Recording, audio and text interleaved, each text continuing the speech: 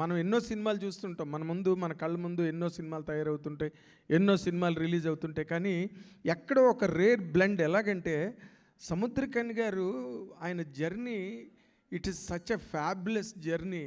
ఎక్కడ బాలచంద్ర గారితో ప్రయాణం ప్రారంభించి పరవశం అని తెలుగులో, పాతాళ పరవశం తమిళ్, తెలుగులో పరవశం అని రిలీజ్ అయింది. బాలచంద్ర గారు 100th picture, if I am right, 99 or something.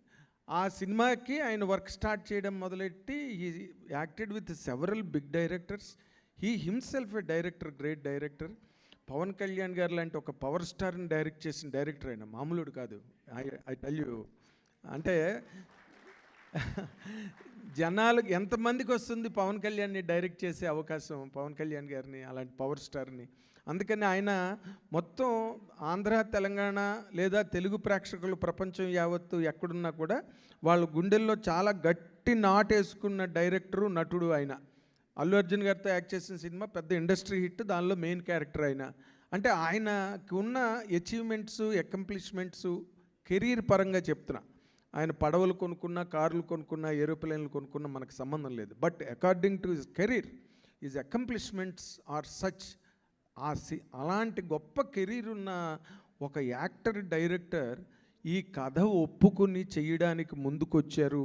35 రోజుల పాటు పనిచేశారు. అంటే ఎంత గొప్ప కథ మన ధనరాజు తీసుకెళ్ళి ఆయన్ని ఒప్పించి మళ్ళీ తనే డైరెక్టరు, నువ్వే డైరెక్ట్ చేయాలని అనిపించుకునే ఒక స్టేజ్ని అచీవ్ చేయడం ఉందే, అదే ఈ రామన్ రాఘవన్ సినిమాలో గ్రేటెస్ట్ పాయింట్.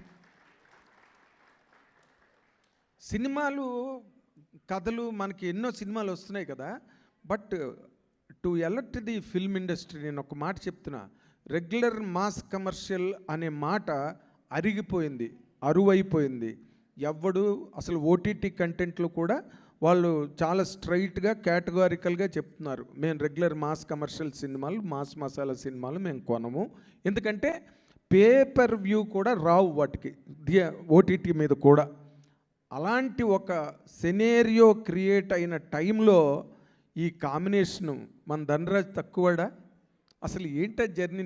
మొన్ననే ఇంటర్వ్యూ చేసే ధనరాజ్ని ఇంటర్వ్యూ చేస్తే నేను చెప్పా, ఒక పర్సనాలిటీ డెవలప్మెంట్ అంటే మనం ఎంబీఏలు చదవక్కర్లేదు, ఎక్కడో పెద్ద పెద్ద ఇన్స్టిట్యూట్స్లోని, యూనివర్సిటీల్లోని జాయిన్ అయ్యి నేర్చుకోక్కర్లేదు. ధనరాజ్ లాంటి జీవితం చూస్తే పర్సనాలిటీ డెవలప్మెంట్ అంటే ఏంటో అర్థమవుతుంది.